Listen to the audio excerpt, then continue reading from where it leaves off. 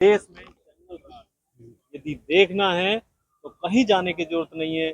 आप जंतर मंतर पर आ जाइए और पूरे देश में जहां भी जंगल राज हो रहा है, शासन और प्रशासन के सताए हुए लोग जंतर मंतर पर आए आते हैं। इसी तरह के एक सिस्टम के सताए हुए सज्जन हमारे साथ हैं और उनसे जानने की कोशिश करेंगे कि क्या किस तरह से उन्हें सताया हुआ है, क्या इशू है आपका। मेरा नाम दिवाकर सिंह है। देवघर करनीवाद में मेरा मकान है। 4741 वर्ग फीट 2 मंजिला मकान बना हुआ है। तो उसमें मेरा सुखदेव यादव मेरा किराएदार था।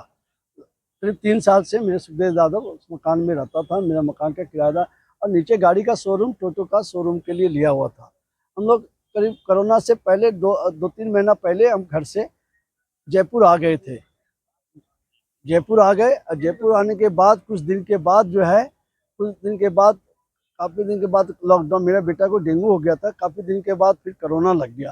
कोरोना में हम लोग नहीं आ सके। कोरोना में नहीं आ सके कि लॉकडाउन हो गया। हम लोग सुखदेव यादव को हमने कहा कि सुखदेव यादव, किराया जो है आप हमें, पहले किराया तो वहीं वो दे देता था, मुझे कभी दिक्कत नहीं हुआ था। फिर मैंने जब उसको किराए के लिए बोला तब वो बोला प्रधानमंत्री जी ने किराया माफ़ कर दिया है। फिर उसके बाद मैंने कहा कि मुझे कोरोना भी हो गया सुखदेव यादव, मुझे पैसे की ज़रूरत है।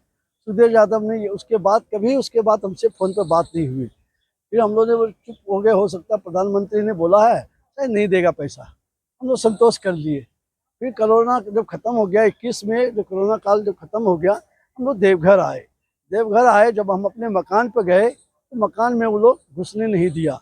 उसमें 5-6 बंदूकधारी थे। उनको मैंने बोला भाई तुम कैसे घुस गए मकान में, कौन हो तुम लोग? ये 5-6 बोलता है आपको पता है ये मकान हमारा है, हमने मकान खरीद लिया है। ले यार कमाल है, तुमने कैसे खरीद लिया? मकान मालिक मैं हूँ। यहाँ के सभी दुकानदार, यहाँ के बगल के लोग पूछिए मकान मेरा है। बोले कोई बोलेगा, बोलो ये मकान मैंने लिया है। हमने रजिस्ट्री लिया हुआ है। हमने किससे लिया? सुखदेव यादव से लिया मैंने। मैं कहा यार कमाल है सुखदेव। फिर मैंने बोला हमने कहाँ है कागज? बोला जाओ कोर्ट से कागज निकाल के देखो, हम कुछ नहीं दिखाएंगे। हमने ठीक है। फिर मैंने कुंडा थाना गया। कुंडा थाना में सारी बातें बताए, ऐसे सर मेरा मकान देखिए, ऐसे घुसने नहीं रहा, 6 बंदूकधारी है, आप चलिए मेरे साथ मकान खाली करवाए, उनको निकलवाइए। उन्होंने बोला बैठिए बैठिए। शाम तक मुझे बैठा के रखा, कुछ नहीं हुआ। फिर हमने देखा कि तो परेशान कर रहा है मुझे। तब इसके बाद मैंने किसी तरह थाना से निकल करके मैं एसपी ऑफिस गया। एसपी ऑफिस में धनंजय सिंह से मैंने जा करके कहा मेरे साथ ऐसी बात है, मैं अभी देखिए जयपुर से आया हूँ, अपने मकान पे मुझे घुसने नहीं दे रहा है। बोलता है अब वो आपका मकान है? जी हाँ। उन्होंने तुरंत फ़ोन किया वहाँ के कुंडा थाना प्रभारी को, प्रवीण कुमार को। बोला ये क्या मसला है जी, इनको क्यों नहीं, ऐसे घर में कौन आदमी घुस गया है? बोलता है सर वो तो का फोन, उसने कहा कि मैंने मकान रजिस्ट्री ले लिया है, खरीद लिया है।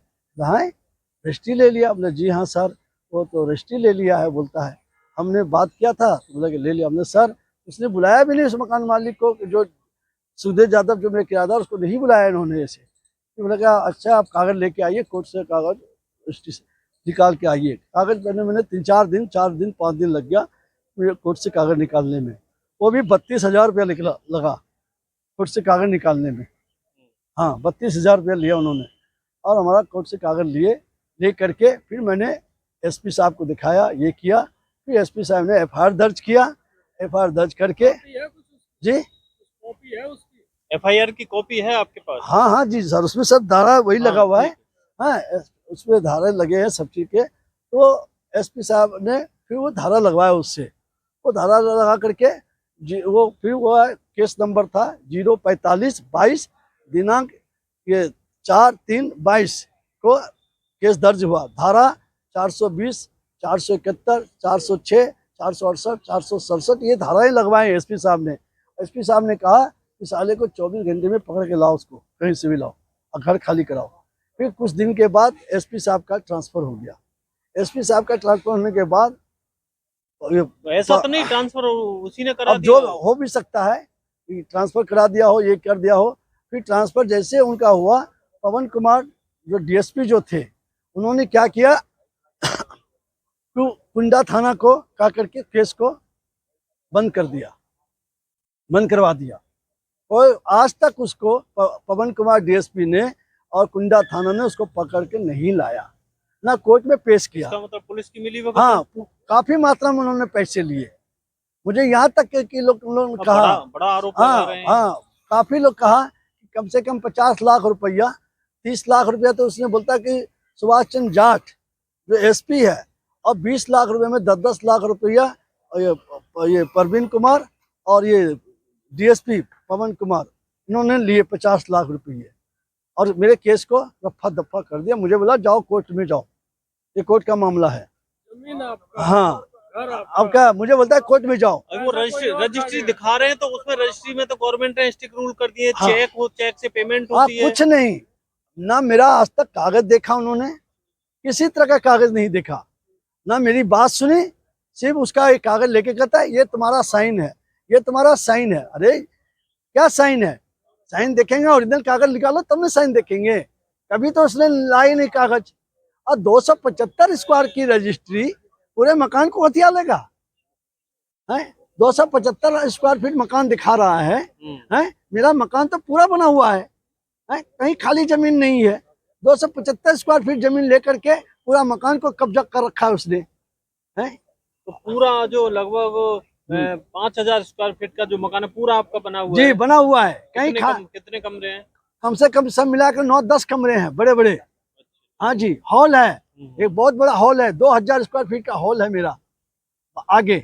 हाँ, इतना बड़ा शोरूम था। हाँ, जो उसमें, हाँ, बाकी ऊपर में बड़े बड़े पुराने जमाने के मकान है, तो 20-20, 15-15 स्क्वायर फीट के मकान है, एक रूम है, ऊपर में नीचे में पूरा हॉल है, 4-4 गो हॉल है। ये अभी आपको दूसरा दिन आज हो गया, पहले भी अगले दिन बैठ के चले गए, कुछ हो नहीं रहा है? कुछ नहीं हो रहा है। प्रधानमंत्री राष्ट्रपति का लेटर भी आया, प्रधानमंत्री ने चीफ सेक्रेटरी को लेटर लिखा, पुलिस आयुक्त को, पुलिस डीजीपी को लिखा, और गृह मंत्री ने भी दिया लेटर महानिदेशक को।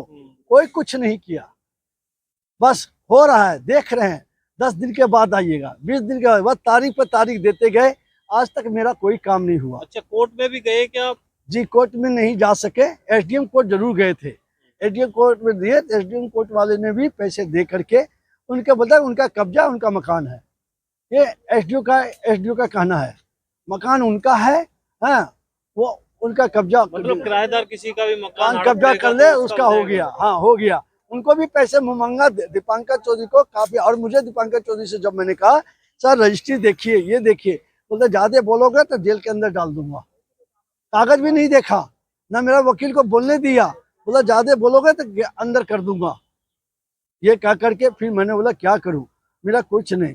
मुख्यमंत्री जी आए, जौहर यात्रा में देवघर आए, रात को 1 बजे उनसे मैंने मिला, जो मुख्यमंत्री हेमंत सोरेन जी से, उनसे सारी बातें की। वहाँ पे एसपी था, डीएसपी था, डीसी, उपायुक्त डीसी था, सभी लोग थे। सबसे उन्होंने आदेश भी दिया इनकी केस को 10 दिन के अंदर अब मुझे सूचित।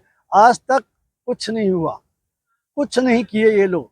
फिर उन्होंने सत्ता पक्ष के आदमी उसमें फोन कर देता है, डीसी को, एसपी को फोन कर देता है, इस केस से ऐसे ये राजस्थान का रहने वाला है, कुछ नहीं, आप शांत रहिए। आप रहने वाले कहाँ के? राजस्थान के हैं, इसीलिए मेरे केस को कोई ज्यादा अहमियत नहीं देता है, मेरे केस को, और मुझे जान से मारने के लिए अब तो पुलिस प्रशासन और प्रशासन उनके स्टाफ लोग लग जाता है कि मैं अगर देवघर में आता हूँ तो फोन कर देता है, अरे वो दिवाकर सिंह आ गया फिर से, उनके गुंडे आ जाते हैं मुझे खोजने के लिए, जान से मारने के लिए। मैं क्या करूं, मैं कहाँ जाऊं?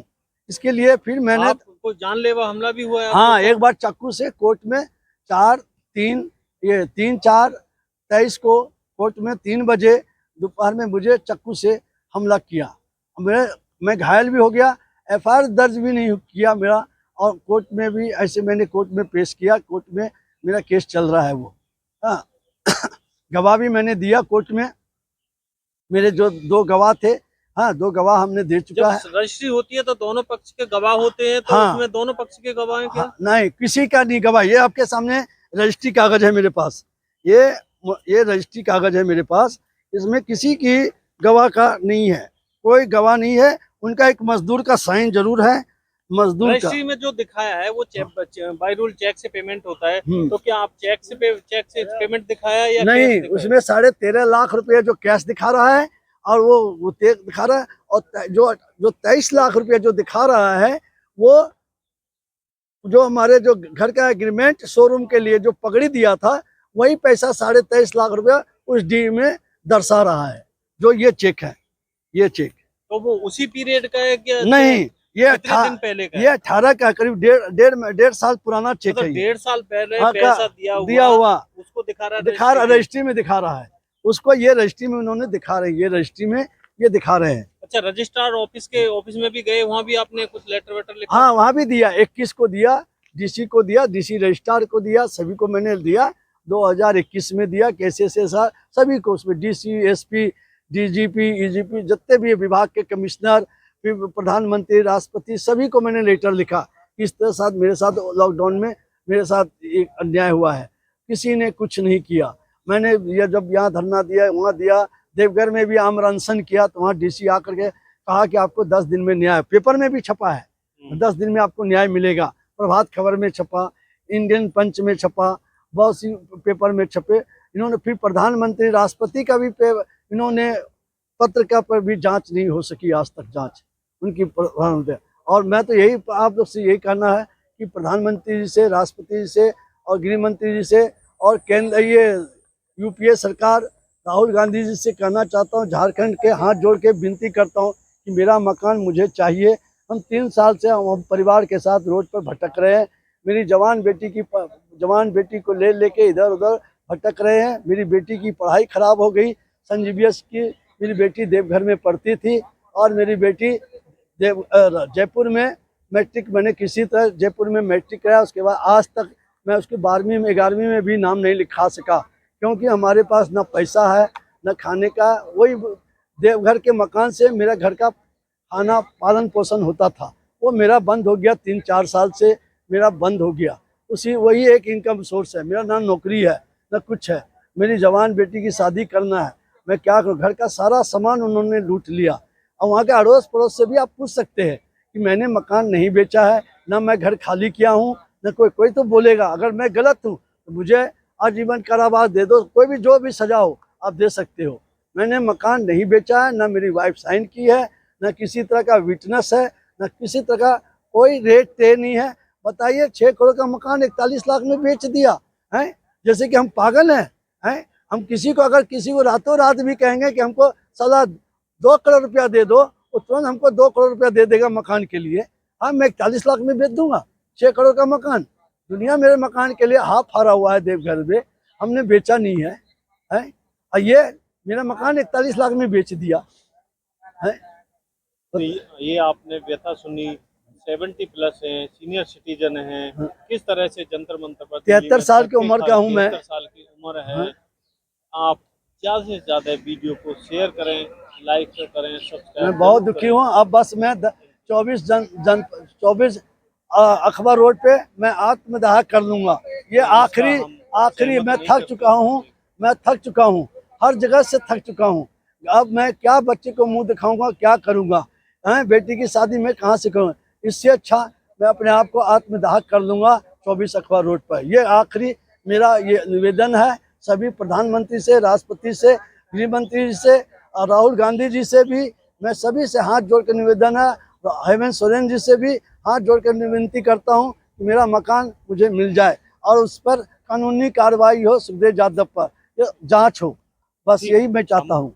हम ये आत्मदाह की बात को सहमत नहीं है, लेकिन यदि पोजीशन वाले नेता सुन रहे हों, राहुल गांधी सुन रहे हैं, तो इनकी मदद करें, क्योंकि ये 24 अखबार रोड AICC के हेड ऑफिस पे इस तरह की घटना के लिए अंजाम देने की कोशिश कर रहे हैं। तो जल्दी से जल्दी इनकी प्रॉब्लम को सॉल्व किया जाए।